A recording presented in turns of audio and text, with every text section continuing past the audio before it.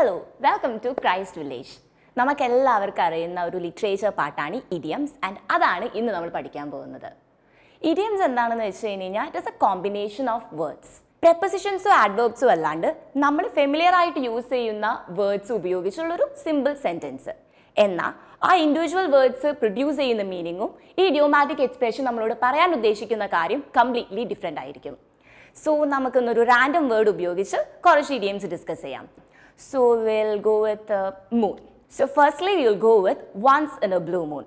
വളരെ റെയർ ആയിട്ട്, അതായത് വല്ലപ്പോഴും മാത്രം സംഭവിക്കാൻ സാധ്യതയുള്ള ഒരു സിറ്റുവേഷനെയാണ് ഈ ഇഡിയം മീൻ ചെയ്യുന്നത്.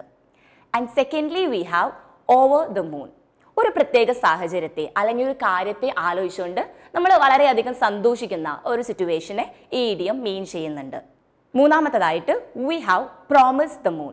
അതായത് ചില കാര്യങ്ങൾ നമുക്ക് ചെയ്തു കൊടുക്കാൻ പറ്റില്ല എന്ന് നമ്മൾ ഷുവറാണ്, എന്നാലും നമ്മൾ മറ്റുള്ളവരുടെ അടുത്ത് പറയാണ് ഓക്കെ ഞാൻ ചെയ്തു തരാം എന്ന് ഫോൾസ് ആയിട്ടുള്ള ഒരു പ്രോമിസ് കൊടുക്കുന്ന ഒരു സിറ്റുവേഷനെയാണ് ഈ ഇഡിയം കൊണ്ട് മീൻ ചെയ്യുന്നത്. സോ ഇന്ന് നമ്മൾ 3 ഇഡിയംസ് ആണ് പഠിച്ചത്. Once in a blue moon, over the moon, promise the moon. So ഇതുപോലെയുള്ള കൂടുതൽ ഇംഗ്ലീഷ് നോളജിനായിട്ട് ഡു ഫോളോ അവർ പേജ്.